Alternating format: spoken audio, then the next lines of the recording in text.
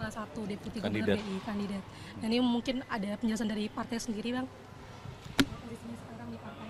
Ya, yang pertama kalau soal eh, Pak Tommy Juwandono ya, itu kan karena ada pengunduran diri dari salah satu deputi gubernur BI, lalu kemudian yang saya tahu gubernur BI kemudian mengirimkan surat kepada presiden, ada 3 nama calon pengganti deputi yang mengundurkan diri kepada presiden, dan kemudian presiden meneruskan surat gubernur BI itu kepada DPR untuk kemudian dilakukan fit and proper. Jadi usulan nama-nama itu bukan dari presiden tetapi dari gubernur BI yang mencari pengganti dari deputi yang mengundurkan diri.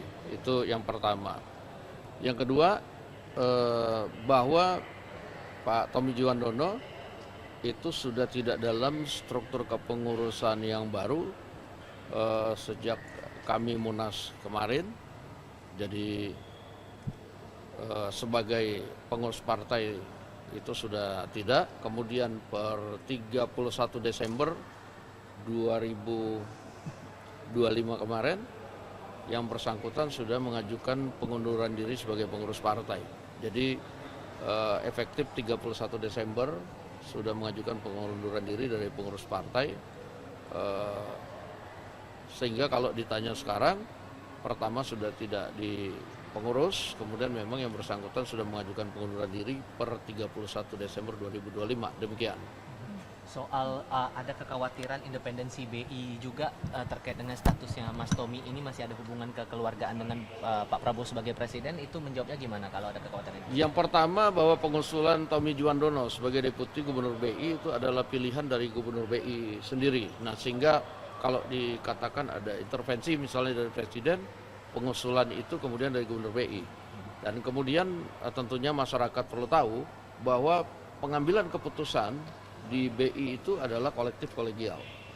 Jadi ya bagaimana kemudian seorang deputi misalnya bisa mengambil keputusan penting tanpa disetujui oleh yang lain, dan itu nggak mungkin. Demikian. Nah, terus kadang kan Prabowo Pemilu juga sudah mulai pembahasan ya, Bang ya. Level 1 yang dibahas kan nantinya terkait ambang batas dari parlemen sendiri. Kira-kira di Gerindra sudah ada obrolan internal nggak, Bang? Nantinya bagusnya itu di bawah 4% ke atas seperti itu. Ya, kami juga di Gerindra seperti partai-partai lain masih melakukan simulasi-simulasi. Sementara di DPR pembahasan tentang undang-undang pemilu itu kan baru juga dalam batas bagaimana pendapat atau mengambil partisipasi publik. Nah, sehingga kami di Gerindra juga akan mengikuti, mencermati perkembangan di DPR tentang partisipasi publik, bagaimana pendapat tentang misalnya parlemen threshold dan lain-lain, sehingga lebih komprehensif dari Partai Gerindra akan melakukan pengkajian dan membahas sebelum kemudian akan dikeluarkan sikap resmi partai. Demikian. Kemarin saat rapat dengar pendapat itu CSIS mengusulkan yang awalnya 4% parliamentary threshold itu diturunkan jadi 3,5%. Menurut Anda mungkin lebih baik untuk diturunkan atau tetap atau gimana? Begini, saya nggak bisa menjawab pendapat pribadi karena yang hal-hal seperti itu harus ditentukan tentunya oleh partai politik. Nah, saya tadi sudah bilang bahwa Partai Gerindra pada saat ini masih melakukan simulasi dan pengkajian. Tentunya kita tunggu hasil dari kajian partai. Demikian. Terima kasih. Kemarin soal Pak Subowo ditetapkan jadi tersangka jual beli jabatan. Ini mungkin dari Gerindra ada sikap tegas masih terkait posisinya Pak Subowo. Ya, yang pertama kami menghormati, Partai Gerindra menghormati langkah hukum yang diambil oleh KPK.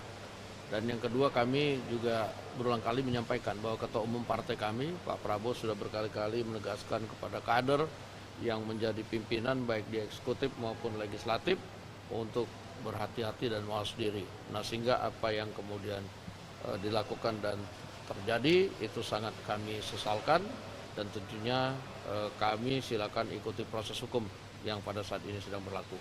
Demikian. Untuk status kadernya apakah langsung dinyatakan tidak lagi menjadi kader karena terjerat kasus ini, gimana Pak?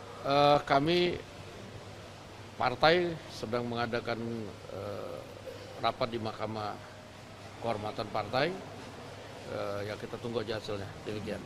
Ini masih RUU Pemilu Bang, kan tadi kan salah satu usulannya adalah pilkada itu dipisahkan dari RUU Pemilu dan itu dikritisi oleh pemerhati pemilu. Kalau dari DPR seperti apa? Ya kan yang namanya MK juga memutuskan bahwa silakan kemudian DPR dan pemerintah sebagai pembuat undang-undang itu kemudian mensimulasikan bagaimana kemudian undang-undang itu dibuat. Apakah kemudian dia bersamaan, apakah dia kemudian terpisah.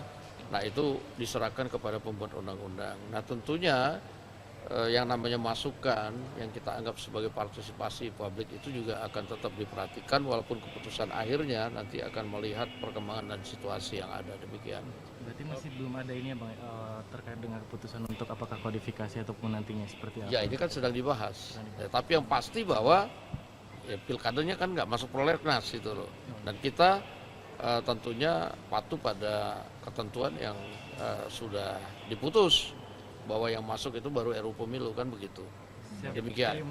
Ya, makasih. Pandangan sedikit Bang, ini kan kemarin di rapat Komisi 9 BGN menyampaikan ada pengangkatan 32.000 pegawai SPPG ini jadi P3K. Kalau saran DPR sendiri untuk pengangkatan pegawai ini apakah perlu syarat tertentu biar perjalanan program MBG ini bisa sukses ke depannya? Adakah standar lulusan seperti itu yang dirasa perlu dicermati juga oleh BGN Pak? Ya yang pertama juga saya baru dengar kemarin itu dari rapat dengar pendapat dengan Komisi 9. Nah tentunya komisi teknis yang dimaksud itu juga sudah menyusun dalam tahapan menyusun rekomendasi untuk perekrutan